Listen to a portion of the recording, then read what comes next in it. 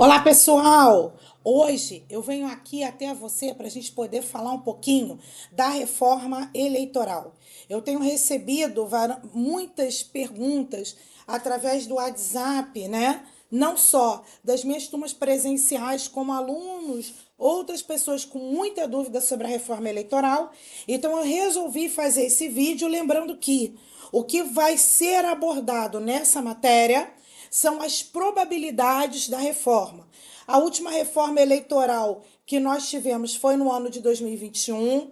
Ela alterou a lei, a lei das eleições.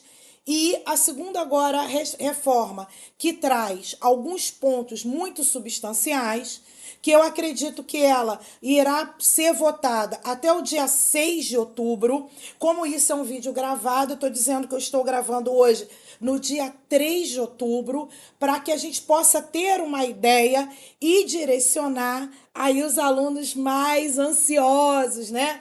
Porque estão com medo de perder tudo que foi estudado, que não tem mais direcionamento, uns alunos mais melodramáticos dizendo que vai cancelar o concurso, que vai parar de estudar para o TRE. Então, eu resolvi fazer esse vídeo para poder esclarecer para você e para poder pontuar para você quais são os principais pontos da reforma, vindo por uma fonte oficial, que é a própria Câmara de Deputados, e eu vou falar cada item do que tá, não vou explicar, só vou pontuar para você onde está a reforma, e depois a gente vai ter uma aula para poder explicar como você estudou e o que alterou, para aqueles que já iniciaram essa caminhada para o TRE. Eu queria dizer para vocês que o TRE é um bom tribunal, é o concurso do momento, causa muita expectativa, principalmente o TRE do Rio, né? Onde a validade do concurso anterior ele está valendo até novembro. Então cria-se expectativa, especula-se data de abril do ano que vem. Tem gente que fala que não sai esse ano, tem gente que fala que sai o edital com a prova lá, mas o que eu vejo que em relação à escolha de banca, principalmente a Fundação Getúlio Vargas, muito atingida de forma negativa no concurso da Polícia Civil no Rio de Janeiro. Então, assim, a causa um certo desconforto se ela será mantida como a provável banca para o TRE, mas isso não é importante para a gente que estuda. Para a gente que estuda, a gente tem que estar preparado para aquilo que vier. Vai ter redação, não vai ter redação, é regimento interno do TRE do Rio ou é o regimento interno do TSE. Você que estuda por TRE, isso não pode ser barreira para você. Né? Ler sempre a lei é o caminho mais correto. Lógico que o texto literal da lei vai favorecer algumas bancas, como por exemplo a CESP. A Fundação Getúlio Vargas ela tem a característica mais interpretativa. As questões vêm em casos hipotéticos para você interpretar e poder assinalar. Muito difícil vendo na integralidade do texto, né? Propriamente dito. A reforma eleitoral ela não atinge somente um determinado ponto do conteúdo que nós estudamos dentro de direito eleitoral. Isto porque o conteúdo nós estudamos em 6 dispositivos diferentes, incluindo a resolução, a lei do partido político, alistamento, né? Várias leis, a lei de inelegibilidade, a 64 de 90, e essa reforma, ela passeia dentro desse conteúdo, mas não faz com que você perca tudo que foi estudado. Apesar dela ter um conteúdo substancial dentro da lei eleitoral, os pilares que você estudou, a parte conceitual do que ela será mantida. O que você tem que fazer nesse momento em relação aos seus estudos é pontuar dentro daquilo que você sabe, o que você já estudou, as diferenças que são vindas pela reforma eleitoral. E isso não tem jeito. Mesmo que a reforma não seja, né, que não seja votada pelo Senado até o dia 6 de outubro, a única consequência básica disso é que ela não poderá ser aplicada nas eleições, próximas eleições municipais em 2024. Mas isso não quer dizer que pela não aplicação da reforma, que isso não será exigido dentro do seu edital. Merece para você um, uma importância, uma leitura no projeto? Merece. Vou estar disponibilizando no meu grupo do WhatsApp a letra de lei do projeto em si, da forma como ela foi votada na Câmara dos Deputados. Estarei também divulgando dentro do meu grupo do WhatsApp o material desta aula aqui que eu estou utilizando.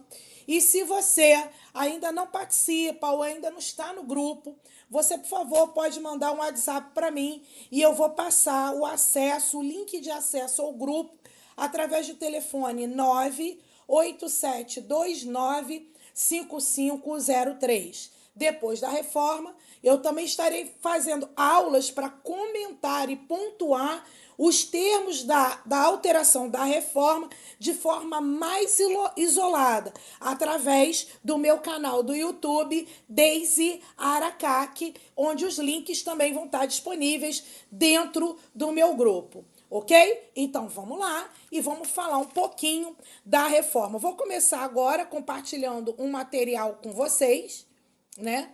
É lógico que, óbvio, né, que eu já comecei, né, com problema dentro do compartilhamento, né? Mas isso não é nada pra gente. E aí eu quero colocar para você quais são as principais alterações. A primeira alteração é o que diz nas sobras no sistema eleitoral proporcional.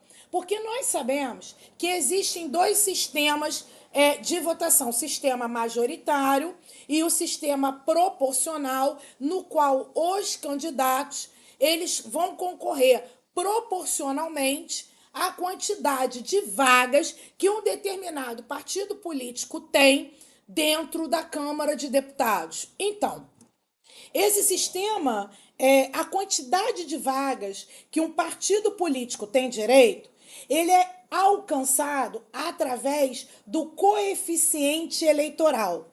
E esse coeficiente eleitoral, ele é tido assim: nós vamos ter a quantidade de votos válidos que são divididos pela quantidade de lugares que tem num determinado, por exemplo, vamos botar aí o município, que tem menor quantidade de cadeiras, mas só a título exemplificativo. Então, você coloca lá que dentro do município que teve 90 mil votos. E quantos vereadores tem? Dá um exemplo, estou estando. 30 vereadores. Você vai dividir a quantidade dos votos válidos pela quantidade de vagas e você hoje consegue achar o coeficiente eleitoral, ou seja, o número de vagas do qual aquele partido político, por exemplo, alcançou. Só que além de você alcançar esse coeficiente eleitoral, a reforma do Código Eleitoral coloca para você candidato, ele também vai ter que alcançar um número mínimo de votos. Então, se você tem aí, digamos, o partido alcançou X número de votos, o candidato, para poder ser eleito, ele também, sozinho, ele vai precisar também ter um desempenho que é proporcional a 10% para ele ser considerado eleito por aquele partido. Nesse caso, o coeficiente eleitoral ele será apresentado em 4 fases, ok? Quando nós falamos de prestação de contas, a gente trata de 2 tipos de fundo: o fundo partidário e o fundo eleitoral. A proposta da reforma é a simplificação né, nessa prestação de contas. Então, ela vai simplificar não só a prestação de contas naquilo que é recebido em doações, mas também aquilo que envolva estimáveis em dinheiro, equivalentes em dinheiro. Hoje, um candidato, por exemplo, ele pode receber doações de pessoas físicas sobre o percentual de 10% sobre o bruto, mas ele pode também receber 40 mil reais em estimáveis em dinheiro. E essa prestação de contas toda, ela tem que ser apresentada pelo recibo eleitoral que é assinado pelo doador. Nessa forma de prestação de contas, nós vamos ter um procedimento mais simplificado. E a reforma eleitoral vai definir qual é o alcance dessa prestação de contas e aquilo que tem que ser alcançado, aquilo que pode ser justificado.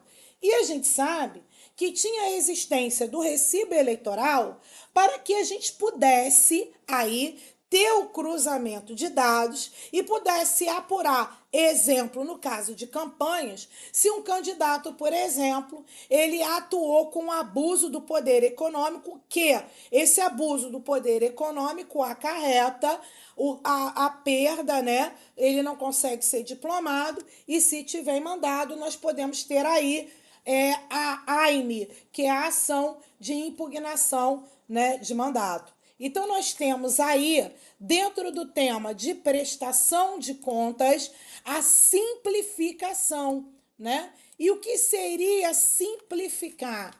Né? Ele está simplificando dentro dos dois fundos, como se fosse um procedimento único. Hoje nós temos o fundo eleitoral com prestação de contas no dia 30 de junho do exercício seguinte, né? Nós temos aí a prestação de contas quando envolve uma empresa eventualmente terceirizada e subcontrata serviços. Nós temos o alcance do exame técnico para poder fazer essa prestação de contas, elimina o recibo eleitoral assinado pelo doador, né, aqui, e limita as aplicações de sanções em caso de não prestação de contas partidárias apenas ao período de inadimplência. Porque nós sabemos que a prestação de contas, elas podem ser desaprovadas, podem ser aprovadas com ressalva. Aprovadas com ressalvas é aquela onde os vícios e as ressalvas que foram achados podem ser consertados, podem ser retificados para obter a aprovação. E nós tínhamos, no regime anterior, a não prestação de conta partidária. E a não prestação de conta partidária acarretava o impedimento da diplomação do candidato eleito. Então, esta penalidade pela não apresentação de contas é que vai haver aí uma alteração. Nós temos aí também alteração no caso da federação.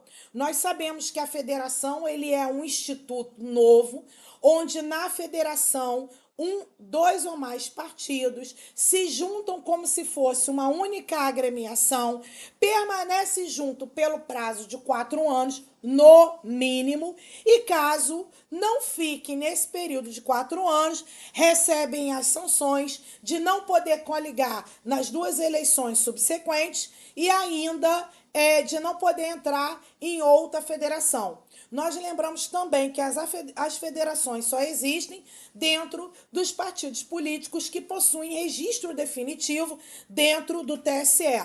Uma das mudanças que alcança a federação, ele vai colocar o limite nas sanções que são aplicadas dentro dos partidos integrantes da federação, né? E aí, como o conceito inicial e originário da federação é que ela, após o registro no TSE, ela é feita como se fosse um único partido, então uma conduta errada por um partido estendia aos demais partidos da federação, o que hoje de acordo com o projeto, não iria estender a toda a federação. Tá vendo? Então a gente coloca aí a mudança, a possibilidade de se punir somente aquele partido, determinado partido, ainda que federado. Define também a cota de candidatura em razão de sexo no caso das federações. Nós sabemos que hoje nós temos a cota de 70% e 30%, que são as cotas de gênero, e cotas de aí, limite, não só que você tem que ser 70 de homens e 30 de mulheres, mas havendo 70 de mulheres, tem que haver 30 de homens. Então ela vai redefinir como ficaria essas cotas dentro da federação, ok? Nós temos aí, passa a ser proibido a suspensão do repasse do fundo de financiamento no segundo semestre para os anos eleitorais. Essa regra já existe no fundo partidário. O recurso do Fundo Especial de Campanha ficam impenhoráveis. E aí a gente sabe que a ideia de impenhorabilidade está indisponíveis por conta de uma decisão judicial. Então, o que vem do fundo de campanha não pode ser atingido, por exemplo, numa eventual condenação judicial.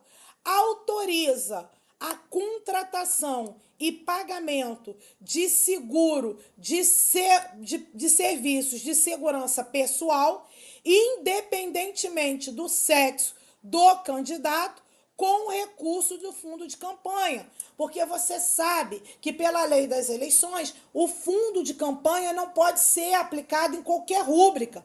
A lei das eleições traz quais são as causas em que o fundo pode ser utilizado. Autoriza o pagamento de recursos, né, do fundo de campanha com despesas de caráter pessoal do candidato, uso de telefone, né, o que estaria fora, gasolina de carro, né, sobre as cotas, né? Esse fundo vai disciplinar os recursos para a campanha de mulheres. Também vai disciplinar o tempo da propaganda gratuita nas eleições proporcionais para as mulheres. Nós sabemos que o direito da propaganda gratuita, ela vem do direito de antena para aqueles partidos que podem fazer a propaganda de forma gratuita no rádio e na televisão, dependendo do alcance dos seus votos. E essa disciplina sobre as cotas, ela foi inserida por conta de que houve uma consulta junto ao TSE sobre o tema. Então, na verdade, o que vai estar tendo na reforma é a legalização de uma consulta que já foi feita no TSE, porque você sabe que o TSE, além da função jurisdicional, administrativa, né? Ela também possui a função regulamentar e ela também tem a função consultiva. Então nós temos aí, né, a distribuição do tempo para mulheres em resposta a uma consulta que foi feita ao TSE, que vai agora legalizar dentro da nossa reforma. A definição do que sejam condutas de fraude de cota de sexos, que nós estudamos como se fossem as candidaturas simuladas, aquelas candidaturas que não eram existentes de verdade, onde aquelas pessoas apenas se candidatavam só para poder fazer o cumprimento de cota de gênero. Qual seria o alcance dessa penalidade, né? Ou impediria, por exemplo, a diplomação de todos os candidatos? Não se sabe. Divulgação da Justiça Eleitoral 5 dias após o encerramento do prazo do registro de candidatura, que hoje ele sofre uma diminuição no prazo, né? Nós não vamos ter a convenção partidária em 20/7 a 5/8, e nós tínhamos um registro de candidatura que aconteceria no dia 15. Esse período entre o dia 5 e o dia 15 é o período que provavelmente será reduzido para 5 dias, tá? E aí a gente tinha esse tempo maior entre as convenções e o registro de candidatura, porque o candidato tinha uma série, né, de documentos para ser apresentados, e aí tinha um prazo mais considerável para a apresentação desses documentos. Amplia o rol de vítimas de violência política contra a mulher. Então, nós temos aí já uma modificação que seria, né, essa violência política contra a mulher. Cria um cadastro de pessoas inelegíveis. Esse cadastro iria evitar, por exemplo, a concorrência, né? O desgaste que esse candidato fosse apresentado, né, dentro de uma convenção quando se sabe que ele é inelegível, né? Então, nós temos aí a criação do cadastro, a antecipação de 10 dias do período da convenção, porém, é mantido os dias de 20 a 5, a redução de prazo para 6 dias para o partido político registrar os candidatos. Essa modificação também, eles não entendem que causa prejuízo ao partido, tendo em vista que na fase administrativa da campanha, ao mesmo tempo, há uma concessão maior para o julgamento dos registros. Você sabe que nós temos uma ação própria, que é a ação de impugnação de registro de candidaturas, que ela vai ser dada início ao julgamento dessas impugnações a partir do momento em que é publicada a lista dos candidatos que tiveram os seus registros definidos ou não, que podem ser aí, né, impugnados através de recurso ordinário a contar da data da publicação, tá? Retira o ônus, retira o dever dos partidos políticos de fornecerem certidões que são produzidas pelo próprio judiciário, por exemplo, as certidões criminais, a certidão de que aquele candidato tem o alistamento eleitoral, a certidão de que aquele candidato ele está em dia com a quitação com a Justiça Eleitoral, porque é um dissenso você apresentar um documento para a Justiça Eleitoral, onde é o próprio Poder Judiciário é que emite essas certidões. Nós temos a alteração do prazo para julgamento de candidatura, né, que atualmente nós temos até 20 dias antes do pleito, então nós vamos ter praticamente um prazo menor, e a proposta é de que todos os processos, as 4 ações que visam impugnar o registro de candidatura, a diplomação e o mandato eletivo, que esteja, o mandato eletivo, lógico que não, né? Mas que venham em registro de candidatura 5 dias antes da eleição. Nesse caso, o objetivo da Justiça Eleitoral é que se manifeste sobre os registros de candidatura, para que a gente não tenha candidatos eleitos e diplomados cujo o problema da candidatura deles se iniciou lá, né? Estabelece a fase administrativa de campanha, que é o que disciplina o que pode e o que não pode ser feito durante esse período. Essa criação de fase administrativa é o que hoje nós não temos ainda. O que nós temos ainda de uma forma muito rasa ainda é a possibilidade do TSE, no dia 5 de março, editar as normas. Então, nós vamos ter aí, vai ser inserido uma norma que é chamada de fase administrativa de campanha. Nós vamos ter, né, disciplina as candidaturas coletivas, que é uma novidade. Hoje nós não temos as candidaturas coletivas, então vai ser um tema novo, assim como a criação, né, da fase administrativa. As regras para o financiamento hoje de recursos próprios de candidato de vice-suplente, que atualmente nós temos 10% sobre o teto indicado pelo TSE.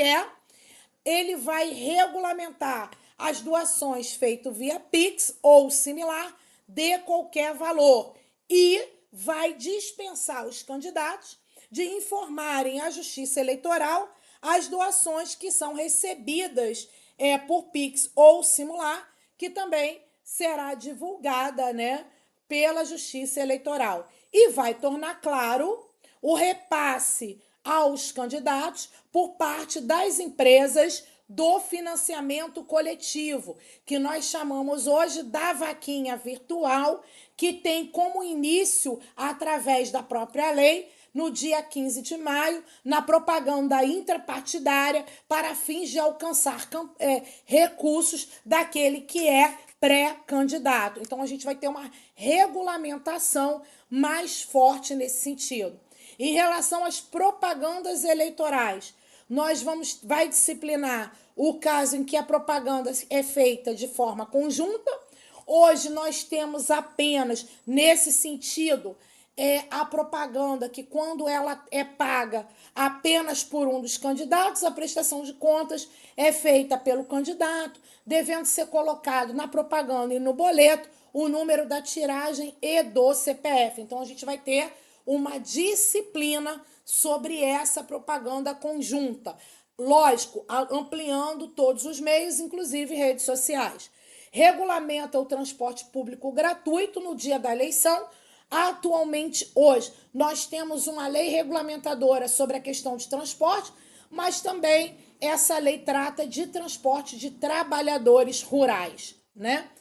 Quanto ao tema de inelegibilidade, é um tema importante, porque a inelegibilidade é aquela que vem da Lei 64 de 90 e também pela Lei de Ficha Limpa. A principal alteração aqui que eu devo tomar cuidado é como se conta os 8 anos de inelegibilidade. Nós vamos ter algumas contagens de ano para aquele que perde o cargo eletivo, né? A contagem que antigamente ele perdia por decoro o remanescente do mandato e mais 8. Então, hoje você tem uma alteração que os 8 anos irão começar a ser contados a partir da perda efetiva do cargo. Governadores também no mesmo sentido. Agentes públicos a partir da data da eleição, no qual ocorreu a prática abusiva, sendo aí dito abuso do poder econômico e abuso do poder político.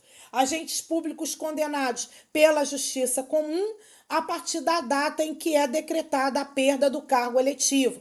Nós sabemos que hoje nós temos todo o cumprimento da pena e após o cumprimento da pena teria o cumprimento dos 8 anos. Então, nos faz crer, né, parece que está havendo o cômputo conjuntamente das penas e aí dá a impressão de que realmente houve a extirpação dos 8 anos para poder contar a inelegibilidade, né? Os agentes públicos que renunciaram para evitar a perda do mandato a partir da renúncia e os agentes públicos condenados pela improbidade administrativa a partir da data da condenação. Lembrando que na questão da improbidade vai ser dado um espaço dentro da reforma para que possa poder compreender e esclarecer a ideia do dolo dentro da improbidade, ok? Nós temos aí, né, que essa é sendo aplicada para quem praticar improbidade, a inelegibilidade, somente aqueles que são concomitantemente, conjuntamente, por lesão ao erário e enriquecimento ilícito. Descompatibilizar é quando você tem que deixar sair de um determinado cargo para poder concorrer ao pleito. Atualmente, pelo Código, nós teríamos 3 ou 4 prazos diferentes que vão de 6 a 4 a 3 meses, e isso causava uma certa confusão, né? Então, assim, hoje você vai simplificar a sua vida, porque a descompatibilização vai ser agora tudo através de 6 meses. Lembra que descompatibilizar é sair do cargo e também, em especial aos servidores públicos que não se licenciarem para concorrer ao cargo eletivo, mas tiverem a candidatura apresentada por um partido político ou a candidatura indeferida por qualquer razão ligada às condições de elegibilidade do artigo 14 da Constituição, a imposição e o dever de que eles devam voltar imediatamente às suas funções. Define a ideia de dolo dentro da condenação de improbidade administrativa. Todos esses dados foram tirados diretamente da Câmara de Deputados, sendo esses os principais pontos que são discutidos dentro da reforma, ok? Nós, então, ficamos por aqui e eu espero encontrar vocês brevemente. Tchau!